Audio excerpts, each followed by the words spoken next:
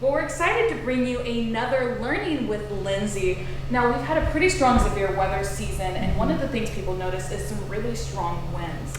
Can you tell us a little bit of what causes that? Well, a lot of what we've seen especially in the summertime, they're called microbursts or macrobursts, and they're downburst winds in a thunderstorm. So it causes some intense wind gusts. So as we go on to the next slide, it'll give a little definition. So basically, downburst thunderstorm winds are ground level winds that occur during a thunderstorm, but they can cause just as much damage as any tornado. In fact, some of these downbursts can have winds gusting up to 100 miles per hour, which is even up to an EF1 tornado. So it can cause a lot of damage, which we've seen, I believe, a couple weeks ago, Nevada had a bad storm.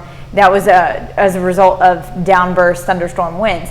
Now, they're typically classified into two types, a microburst or macroburst. Microbursts you can kind of see off in the distance. They're super small, isolated, and you can actually visually see a wet microburst as it comes out of a cloud. But you can also get wet or dry microbursts. Down in Arizona, they get a lot of dry microbursts because the atmosphere is very dry. So moving on to the next slide, it's going to show the initial stage of a towering cumulus cloud. And this is just what the thunderstorm is about to look like before anything happens.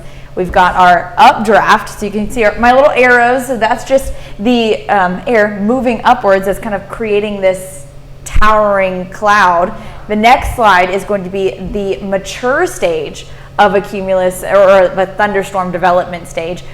So this is still showing that updraft, but the next slide we've got a downdraft and an updraft. And that downdraft is going to start to pull the rain down. So this is where we see a little bit of both. We're still getting that updraft, so the storm's still going, it's still pretty strong, but then you get that downdraft as well. Now finally, once we get to the point that a downburst would occur is in the decay stage of a thunderstorm.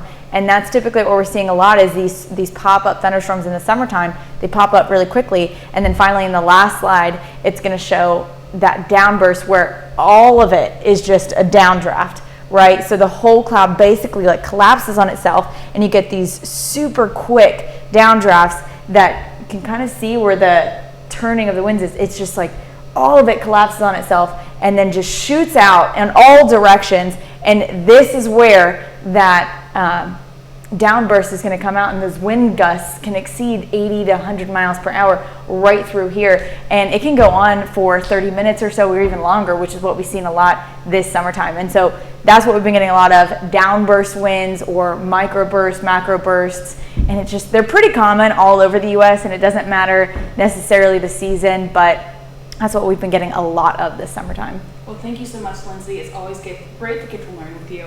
Now, 30 more minutes of news, weather, and sports are coming your way.